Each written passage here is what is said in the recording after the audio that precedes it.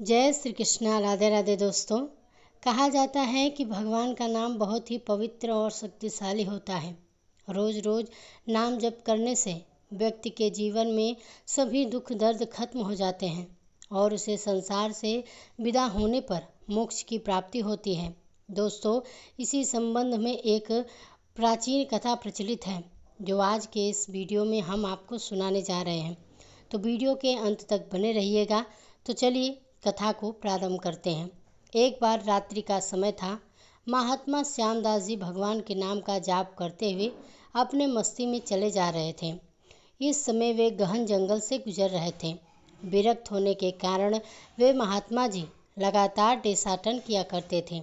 वे किसी भी एक स्थान पर ज़्यादा समय तक नहीं रुकते थे। वे भगवान के नाम के बहुत ही बड़े प्रेमी थे। दिन रात उनके मुख से भगवान के नाम का जप ही चलता रहता था। स्वयं वह भगवान के नाम का जप करते और औरों को भी उसी मार्ग पर चलाते थे। चलते चलते वे आगे कहीं दूर निकल गए और मार्ग में रास्ता भूल गए और वे आगे चले जा रहे थे जहाँ भगवान उन्हें ले चलेंगे। दूर अंधेरे में बहुत सी दीप मालाएं प्रकाशित थीं। महात्मा जी उसी दिशा की ओर चलने लगे। निकट पहुँच करके उन्होंने देखा कि एक वट वृक्ष के पास अनेक प्रकार के वाद्य यंत्र बज रहे हैं। नाच गाना और शराब की महफिल जमी हुई है। कई स्त्री पुरुष साथ में नाचते कूदते हंसते और औरों को हंसा रहे थे। उनको महसूस हुआ यह मनुष्य नहीं बल्कि प्रेत आत्माएं हैं। श्यामदास जी को देखकर एक प्रेत ने उनका हाथ पकड़ा और कहा, अरे ओ मनुष्य, हमारे राजा तुझे बुला रहे हैं, चलो मेरे साथ। वे मस्त भाव से राजा के पास गए जो कि एक सिंहासन पर बैठा था। वहाँ राजा के इर्द गिर्द बहुत से प्रेत खड़े थे। प्रेतराज ने कहा, इस ओर तुम क्यों आए हो? हमारी प्रेत मंडली आज मदमस्त है। इस बात का भी तुमने विचार नहीं किया? तुम्हें क्या मौत का डर नहीं है? तब मुस्कुराते हुए महात्मा श्यामदास जी बोले, मौत का डर? और मुझे? हे राजन, जिसे जीने का मोह ही ना हो उसे मौत का डर कैसा? हम साधु लोग तो मौत को आनंद का विषय मानते हैं। यह तो केवल देह परिवर्तन होता है जो कि प्रारब्ध कर्म के बिना किसी से नहीं हो सकता। तब प्रेतराज ने कहा, तुम जानते हो हम लोग कौन हैं? महात्मा जी ने कहा, हाँ, मैं अनुमान लगा सकता हूँ कि आप लोग प्रेत आत्मा हो। तब प्रेतराज ने कहा, तुम जानते हो मानव समाज हमारे नाम से ही कांपता है। महात्मा जी ने कहा, प्रेतराज, मुझे मनुष्य में गिरने की गलती मत करना। हम जिंदा दिखते हुए भी जीने की इच्छा से रहित हैं, मृत तुल्य, और यदि जिंदा मानो तो भी आप हमें नहीं मार सकते। जीवन मरण तो कर्मों के अधीन है। तब साधु महाराज बोलते हैं कि क्या मैं तुमसे एक प्रश्न को पूछ सकता हूँ? महात्मा की निर्भयता को देखते हुए प्रेतों के राजा को बड़ा आश्चर्य हुआ कि प्रेत का नाम सुनते ही मर जाने वाले मनुष्यों में एक इतनी निर्भयता से बात कर रहा है। सचमुच ऐसे मनुष्य से बात करने से कोई दिक्कत नहीं है। वो बोला, पूछो, क्या पूछना चाहते हो? महाराज जी ने कहा, प्रेतराज, आज यहाँ आनंद उत्सव क्यों मनाया जा रहा है? तब प्रेतराज ने कहा, मेरी इकलौती कन्या योग्य पति ना मिलने के कारण अब तक कुंवारी थी, लेकिन अब योग्य जमाई मिलने की संभावना है। कल उसकी शादी है, इसलिए उत्सव मनाया जा रहा है। तब महात्मा जी ने हंसते हुए कहा, तुम्हारा जमाई कहाँ है? मैं उसे देखना चाहता हूँ। तब प्रेतराज ने कहा, जीवन के मोह को त्यागने वाले हे महात्मा, अभी तक हमारे इस प्रेत योनि को प्राप्त नहीं हुआ है हमारा दामाद। वो इस जंगल के किनारे बसे गांव के एक धनवान का पुत्र है। महादुराचारी होने के कारण वह एक भयानक रोग से पीड़ित है और कल संध्या से पहले ही उसकी मृत्यु हो जाएगी और फिर उसी के साथ मेरी कन्या की विवाह होगा। रात भर गीत नृत्य और मदपान करके हम लोग आनंद उत्सव मनाएंगे। भगवान के नाम का जप करते हुए महात्मा जी वहाँ से विदा हुए और जंगल के किनारे बसे हुए गांव में जा पहुँचे। तब तक सुबह हो चुकी थी। एक ग्रामीण से उन्होंने पूछा, क्या इस गांव में किसी धनवान का बेटा बीमार है? उस ग्रामीण ने कहा, हाँ महाराज, नवल का सेठ का बेटा सकुलचंद 1 वर्ष से रोग से ग्रसित है। बहुत उपचार किए जाने के बाद भी वह ठीक नहीं हुआ। तब महात्मा जी ने उस ग्रामीण को धन्यवाद किया और पूछते हुए उस धनवान के घर जा पहुँचे। वहाँ सकुल चंद की हालत गंभीर थी। वह अंतिम घड़ियाँ गिन रहा था, लेकिन फिर भी महात्मा जी को देखकर माता पिता को आशा की किरण दिखी। उन्होंने महात्मा जी का स्वागत किया। सेठ के बेटे पलंग के निकट आकर महात्मा जी प्रभु का नाम जप करने लगे। दोपहर होते होते लोगों का आना जाना बढ़ने लगा। महात्मा जी ने पूछा, क्यों सकुल चंद, अब कैसी तबीयत है? उसने आंखें खोलते ही अपने सामने एक प्रतापी संत को देखा तो रो पड़ा। बोला, महाराज, क्या आप मेरा अंत सुधारने के लिए पधारे हो? मैंने अपने जीवन में बहुत से पाप किए हैं। भगवान के दरबार में मैं क्या मुंह दिखाऊंगा? फिर भी आप जैसे संत के दर्शन मुझे हुए, यह मेरे लिए शुभ संकेत है। इतना कहते ही उसके सांसें फूलने लगी, वो खांसने लगा। तब महात्मा जी ने कहा, बेटा, निराश ना हो। भगवान का नाम तो पतित पावन है। तेरी यह अंतिम घड़ी है। अब काल से तुझे डरने की कोई ज़रूरत नहीं है। खूब शांति से अपनी तमाम चित्त वृत्तियों वेग को रोककर भगवान के नाम के जप में अपने मन को लगाओ। जाप में लग जाओ तथा भगवान के नाम का ब्रह्म हत्या और महापापों का नाश करने वाला है। महात्मा जी ने सकुल चंद के कान में भगवान के नाम का उच्चारण किया। दिन ढलते ही सकुल चंद की बीमारी बढ़ने लगी। वैद्य हकीम बुलाए गए, भस्म आदि कीमती औषधियाँ दी गईं, किंतु अंतिम समय आ गया। यह जानकर महात्मा जी ने थोड़ा झुककर उसके कान में फिर से भगवान का नाम लेने की याद दिलाई। भगवान के नाम का उच्चारण करते ही सकुल चंद के प्राण पखेरु उड़ गए। लोगों ने रोना धोना शुरू कर दिया। शमशान यात्रा की तैयारी होने लगी। मौका पार करके महात्मा जी वहाँ से चल दिए।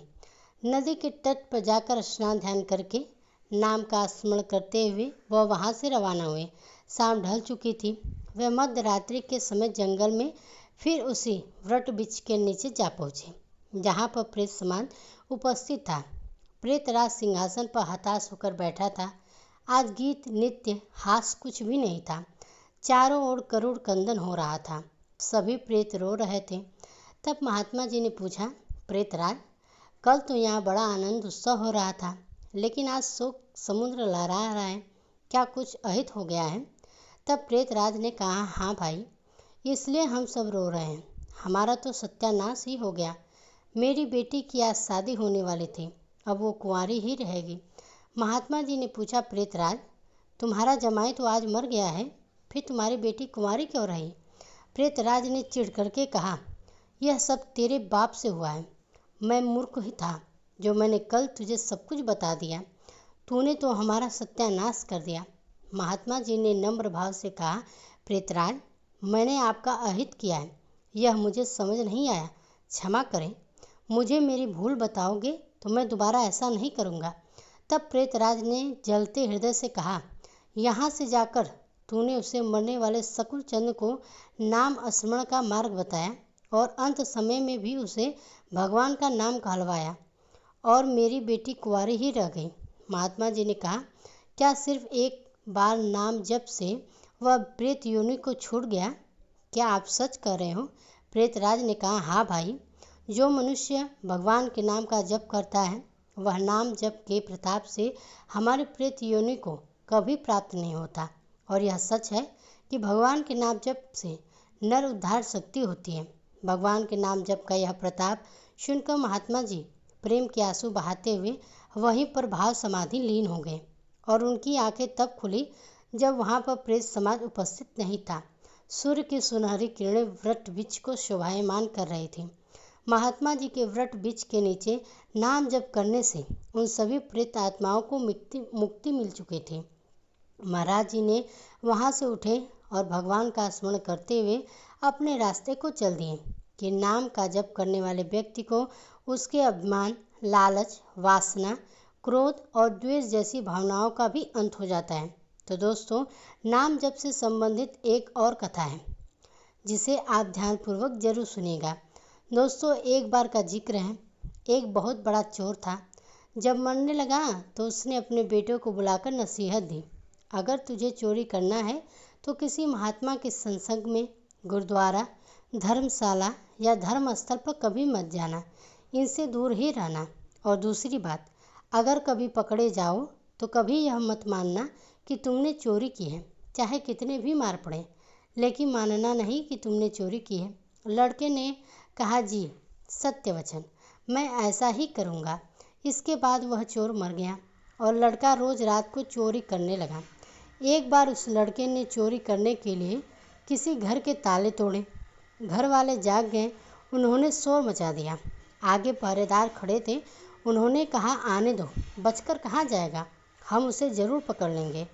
अब इधर घर वाले खड़े थे, उधर पहरेदार खड़े थे। चोर जाए तो जाए किधर। खैर किसी तरह बचकर वह वहाँ से भाग निकला। रास्ते में गुरुद्वारा पड़ता था।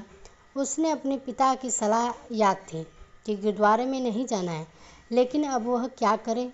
आखिर उसने सोचा कि मौका देखना चाहिए और वह गुरुद्वारे में चला गया। बाप का आज्ञाकारी बेटा था। उसने अपने कानों में अपनी दोनों उंगलियां डाली ताकि संसद के वचन उसके कानों में ना पड़े, क्योंकि उसके पिता उसको मना कर रखा था कि सत्संग में नहीं जाना है। तो उसने अपने कानों में अपनी दोनों उंगलियां डाल दी कि जिससे सत्संग को वह ना सुन पाए। प्यारे दोस्तों, जो हमारा मन होता है वह अड़ियल घोड़े की तरह होता है। इसे जिधर से मोड़ो उधर ही जाने लगता है। कानों को बंद कर लेने पर भी चोर के कानों में यह वचन पढ़ ही गए कि देवी देवताओं की परछाई नहीं होती है। वहाँ पर सत्संग चल रहा था और इसने अपने कान बंद कर रखे थे। फिर भी उसके कान में थोड़ी सी आवाज़ पड़ ही गई कि देवी देवताओं की परछाई नहीं होती है। उसके मन में उसने कहा कि परछाई चाहे हो या ना हो, मुझे क्या। फिर भी मैंने यह वचन जानबूझकर तो नहीं सुने, अनजाने में ही सुन लिए हैं। उसने अपने पिता को सफाई देते हुए मन ही मन कहा कि मैंने जानबूझकर यह वचन नहीं सुने, ऐसे ही सुन लिए हैं, मैंने तो कान भी बंद रखे थे। अब इधर घर वाले उधर पहरेदार उसके पीछे लगे थे। किसी ने उसको बताया कि चोर इस गुरुद्वारे में गया है। गुरुद्वारे की जांच हुई तो वह चोर पकड़ा गया। दोस्तों, उस चोर की पुलिस ने खूब पिटाई की, लेकिन वह नहीं माना कि उसने चोरी की है। आपको बता दें कि उस समय यह नियम था कि जब तक मुजरिम अपराध को स्वीकार ना करे तब तक उसे सज़ा नहीं दी जा सकती थी। आखिर उस चोर को राजा के सामने पेश किया गया। वहाँ भी उसे खूब मार पड़ी, लेकिन वह चोर था, वह मारने को तैयार ही नहीं था। उसने अपने पिता को वचन दे रखा था कि चाहे कितनी भी मार क्यों न पड़े, वह यह नहीं मानेगा कि उसने चोरी की है। राजा को पता चला कि जो चोर होते हैं वो देवी देवताओं की बहुत पूजा करते हैं, देवी की आराधना करते हैं। इसलिए पुलिस ने एक ठगनी की सहायता के लिए बुलाया। ठगनी को बुलाया गया, बात उसे बताई गई। उसने कहा, मैं उस चोर को मना लूँगी, उससे कहलवाना है कि चोरी की है। उस ठग ने एक देवी का स्वांग बनाया, 2 नकली बाहें लगाई, 4 हाथों में 4 मसाले जलाई और नकली शेर की सवारी की, क्योंकि वह पुलिस के साथ मिली हुई थी। इसलिए जब वह आई तो हिदायत के मुताबिक जेल के दरवाजे कड़कड़ करके खुल गए। पहले से ही यह सब प्लान बनाया हुआ था कि देवी जब आए तो जेल में सारे दरवाजे अपने आप खुल जाएं, और ऐसा ही हुआ। जब आदमी किसी मुसीबत में फंस जाता है तब वह अपने इष्ट को याद करता है। इसलिए चोर भी उस समय देवी जी को ही याद में बैठा था। अचानक से दरवाज़ा खुला और कमरे में एकाएक ही रोशनी हो गई। वह ठगनी जिसने देवी का रूप बनाया हुआ था, वह एक खास अंदाज में कहने लगी कि देखो भक्त, तूने मुझे याद किया और मैं आ गई। तूने अच्छा किया जो चोरी की बात नहीं बताई। तूने अगर चोरी की है तो मुझे सच सच बता दे, मुझसे कुछ नहीं छुपा है, मैं तुझे फौरन ही आज़ाद कर दूंगी। देवी का भक्त था, वह अपने इष्ट को सामने खड़ा देख करके बड़ा खुश हुआ और मन ही मन में सोचने लगा कि मैं इनको सब कुछ सच सच बता दूंगा। अभी वह बताने के लिए तैयार ही हुआ था कि उसकी नज़र देवी की परछाई पर चली गई। उसको फौरन ही सत्संग का वह वचन याद आ गया कि देवी देवताओं की परछाई नहीं होती है। उसने देखा कि उसकी जो देवी है उनकी तो परछाई है, तो वह समझ गया कि यह कोई देवी नहीं है, ज़रूर हमारे साथ छल किया गया है। यह सोच करके वह चोर फौरन ही रुक गया और कहने लगा, माँ, मैंने कोई चोरी नहीं की है, और अगर मैंने चोरी की होती तो क्या मैं आपको नहीं बताता। आप तो स्वयं सर्वव्यापी हैं, आप तो त्रिकालदर्शी हैं, आप तो सब जानती हैं। अगर मैंने चोरी की होती तो आपको तो पता होता ना। हे माँ, मैंने कोई चोरी नहीं की है। ठग के कहने पर जेल के बाहर बैठे पहरेदार चोर और ठग की वार्तालाप को नोट कर रहे थे। उनको और ठग को विश्वास हो गया कि चोरी इसने नहीं की। अगले ही दिन उन्होंने राजा से कह दिया कि महाराज, यह चोर नहीं है, और फिर राजा ने उसको आज़ाद कर दिया। जब चोर आज़ाद हुआ तो वह सोचने लगा कि जब सत्संग का एक वचन सुना तो जेल से छूट गया। अगर सारी उम्र सुन लो तो पता नहीं मुझे क्या मिल जाए। जब उसके मन में यह ख्याल आया तब वह रोज़ सत्संग जाने लगा और चोरी जैसे काम भी उसने हमेशा हमेशा के लिए छोड़ दिया है। उसने किसी संत महापुरुष के शरण ले ली। इससे धीरे धीरे वह खुद भी एक संत महापुरुष बन गया। प्यारे दोस्तों, इसलिए कहते हैं कि सत्संग के बराबर ना कोई गंगा है, ना कोई यमुना है और ना ही कोई अन्य तीर्थ है। कलयुग में सत्संग ही सबसे बड़ा तीर्थ है। इसलिए सत्संग कीजिए, महापुरुषों का सत्संग कीजिए, वेद वेदांत का धर्म ग्रंथों का सबसे पहले अवलोकन कीजिए। जितना भी समय मिले सत्संग या राम चर्चा अवश्य करनी चाहिए। इससे मनुष्य के जाने अनजाने में किए हुए करोड़ों पाप नष्ट हो जाते हैं। दोस्तों, एक गांव में दो भाई रहते थे। बड़ा भाई का स्वभाव बहुत ही दुष्ट था। वह रोज़ शराब पीता, जुआ खेलता, संत महात्माओं का अपमान करता और जीवन में हमेशा अधर्म का काम करता रहता था। इसके विपरीत उसका जो छोटा भाई बहुत ही सज्जन स्वभाव का था। छोटा भाई भगवत प्रेमी था। वह रोज़ भगवान की पूजा, संत महात्माओं का सत्कार, अतिथियों की सेवा, दान पुण्य जैसे सत्कर्म के कार्य हमेशा करता रहता था। बड़ा भाई छोटे भाई को यह सब करते देखता तो उसे बहुत ही गाली गलौज करता और उसे मारता पीटता।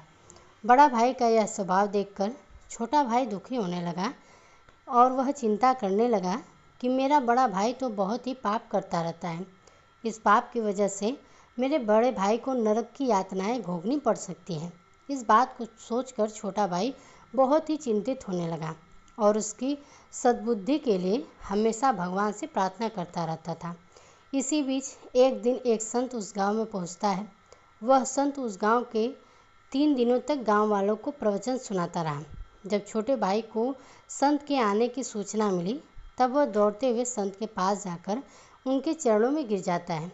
यह देखकर संत बोला, उठो बेटा, क्या हुआ, इतना चिंतित क्यों हो? छोटा भाई दुख के साथ संत से बोला, क्या बताऊं गुरुदेव, मैं अपने बड़े भाई को लेकर बहुत ही परेशान हूँ। मेरा बड़ा भाई हमेशा बुरे कर्म और अधर्म कार्य करता है। मैं अपने बड़े भाई के परलोक गमन के बाद उसके कर्मों के फल को लेकर चिंतित हूँ, क्योंकि उसने इतने सारे बुरे कर्म किए हैं कि उसको नरक में भी जगह नहीं मिलेगी। यह सुनकर संत बोले, चिंता मत करो बेटा, सब ठीक हो जाएगा। आज की रात हम आपके घर में ही विश्राम करेंगे, बाकी सब तुम भगवान पर छोड़ दो। छोटा भाई संत की यह बात सुनकर प्रसन्न होता है और अपने घर जाकर संत के आदर सत्कार के लिए सारी व्यवस्था करता है। यह सब देखकर उसका बड़ा भाई बहुत ही क्रोधित हो जाता है और उससे पूछता है कि यह सब क्या हो रहा है, घर को इतना क्यों सजाया जा रहा है। तब छोटा भाई संत के आने की सारी बात बताता है। इस पर बड़ा भाई बहुत ही क्रोधित होकर बोलता है कि तुम्हें पता नहीं, मुझे यह सब पूजा पाठ, संत महात्मा का सत्संग बिल्कुल भी पसंद नहीं है। फिर तुमने उस संत को क्यों घर बुलाया? फिर छोटा भाई कहता है, भैया, मैंने पूरे गांव वालों के बीच संत को हमारे घर में रात्रि विश्राम के लिए आमंत्रित कर चुका हूँ। अगर आज मैं संत को मना करता हूँ तो गांव में आपकी बदनामी होगी। बदनामी की बात को सुनते ही बड़ा भाई संत को अपने घर रात्रि विश्राम के लिए मान गया। यह सुनकर छोटा भाई बहुत ही प्रसन्न होता है। कुछ देर बाद उसके घर में संत आते हैं। संत को आता देखकर बड़ा भाई चुपचाप शराब पीकर अपने कमरे में चला जाता है। इधर उसका छोटा भाई संत को देखकर बहुत ही प्रसन्न होता है और बहुत ही बढ़िया ढंग से संत का आदर सत्कार करता है और भोजन भी कराता है। भोजन करने के बाद छोटे भाई के साथ संत ज़ोर ज़ोर से भजन करने लगते हैं। संत को ज़ोर ज़ोर से भजन करते सुन बड़े भाई को बहुत गुस्सा आया और शराब के नशे में संत को अपशब्द बोलने लगा। यह सुनकर संत को गुस्सा आया और उस दुष्ट बड़े भाई को जमीन पर पटक कर पैर से दबा देता है और कहता है, अरे दुष्ट, राम राम बोल, नहीं तो मैं तुम्हें खूब मारूंगा। दुष्ट कहता है, नहीं बोलूँगा। फिर संत कहता है, बोलना पड़ेगा। फिर दुष्ट कहता है, नहीं बोलूँगा। फिर संत कहता है, क्या नहीं बोलेगा? तब दुष्ट कहता है कि मेरे प्राण भी निकल जाए तब भी मैं राम नाम नहीं बोलूँगा। फिर संत कहता है, क्या नहीं बोलेगा दुष्ट? कहता है, मैं राम राम नहीं बोलूँगा। दुष्ट के मुँह से राम राम शब्द नहीं बोलूँगा कहता सुनकर उसे साधु महाराज छोड़ देते हैं और कहते हैं, चलो जैसा भी हो, तुमने अपने मुख से राम नाम तो बोला।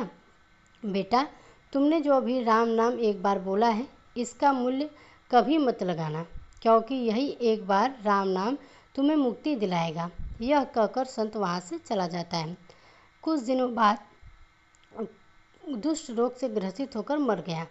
यमराज के 2 भयानक रूप वाले दूत उसे लेकर आते हैं, जिसे देखकर दुष्ट बहुत ही डर जाता है। यम का दूत उसे यमपास में बांध लेता है और उसके बाद पाप पुण्य का खाता खोलता है। यमदूत देखता है कि इस व्यक्ति के जीवन भर पाप ही पाप किया है, परंतु जीवन में केवल एक बार ही राम नाम लिया था। यमदूत ने उस दुष्ट से कहा कि अरे पापी, तुमने जीवन भर पाप किया है, लेकिन एक बार गलती से राम नाम लिया है, तो बताओ इसका क्या मूल्य लोगे? दुष्ट व्यक्ति को संत की बात याद आती है। संत ने कहा था कि राम नाम का कभी मोल मत लगाना। फिर दुष्ट व्यक्ति यमदूत से बोलता है कि हे यमदूत, इस राम नाम का मूल्य क्या है? यह सुनकर यमदूत असमंजस में पड़ गए कि एक बार राम नाम लेने का क्या मूल्य हो सकता है। यमदूत को समझ नहीं आया। फिर वह वहाँ से यमराज को बुलाता है। यमराज वहाँ पहुँचता है। यमदूत ने यमराज को सारी बातें सुनाई, लेकिन यमराज ने भी एक बार राम नाम कहने का मूल्य नहीं बता पाए। यह देखकर दुष्ट आदमी बहुत प्रसन्न हो जाता है और मन ही मन संत को प्रणाम करता है। यमराज इसका मूल्य जानने के लिए उस दुष्ट आदमी को इंद्र के पास लेकर जाता है। यमराज इंद्रलोक में जाकर देवराज इंद्र को सारी बात बताते हैं, लेकिन इंद्र भी इस बार राम नाम का जप लेने का कोई मूल्य नहीं बता पाते हैं। यह सब देखकर यमराज और भी ज़्यादा परेशान हो जाता है। उसके बाद यमराज इसका मूल्य पूछने के लिए ब्रह्मा जी के पास जाने लगता है। यह सब देखकर दुष्ट की हिम्मत और बढ़ जाती है और वह पैदल नहीं चलने के लिए कहता है और अपने लिए पालकी मंगवा लेता है और उसमें बैठ जाता है। यमराज इंद्र सहित सभी लोग ब्रह्मदेव के पास जाते हैं। यमराज ब्रह्मदेव को सारी बातें सुनाता है, लेकिन ब्रह्मदेव भी एक बार राम कहने का मूल्य नहीं बता पाए। इसके बाद सभी देवता कैलाश पर्वत में बैठे महादेव के पास जाते हैं और उनसे पूछते हैं कि हे महादेव, आप तो दिन रात राम राम जपते रहते हैं, तो बताइए एक बार राम नाम लेने का क्या मूल्य है? महादेव भी संकोच में पड़ गए और बोले, मैं तो रोज़ राम नाम जाप करता हूँ, लेकिन मुझे भी इसका मूल्य नहीं पता है। फिर भगवान शंकर कहते हैं कि इसका जवाब तो केवल श्री राम ही दे सकते हैं। चलो श्री राम के पास ही जाकर पूछते हैं। सभी लोग राम के पास अयोध्या जाते हैं। श्री राम अचानक सभी देवताओं को उस दुष्ट आदमी को पालकी में उठाकर लाते देखकर सोचने लगे कि यह कोई बहुत ही ज़्यादा पुण्य आत्मा है, जो इस सारे देवता देवीगण पालकी में सम्मान के साथ ला रहे हैं। सभी देवता श्री राम के पास आते हैं और पूछते हैं कि हे प्रभु, इस आदमी ने जीवन भर पाप किया है, लेकिन एक बार गलती से राम कहा है और यह उसका मूल्य मांग रहा है, लेकिन हम सबको आपके इस नाम का मूल्य पता नहीं है। तब श्री राम कहते हैं कि इसका मूल्य मुझे भी नहीं पता, लेकिन इसका प्रभाव मुझे प्रत्यक्ष दिख रहा है। दुष्ट पापी ने जीवन भर पाप कर्म किया है, लेकिन गलती से एक बार राम नाम कहा है। उसको सभी देवता सम्मान के साथ पालकी में बिठाकर घुमा रहे हैं। इससे बड़ा राम नाम का प्रमाण और क्या हो सकता है? दोस्तों, तो आशा करते हैं कि आज की कथा आपको समझ आ गई होगी तथा राम नाम के महत्व भी जरूर समझ में आया होगा। मुझे सुनने के लिए आप सभी का धन्यवाद। अगर आज की यह कथा आपको ज़रा भी पसंद आई हो तो वीडियो को लाइक कीजिए तथा इसी तरह की कथाओं को सुनने के लिए हमारे चैनल को सब्सक्राइब जरूर कीजिए।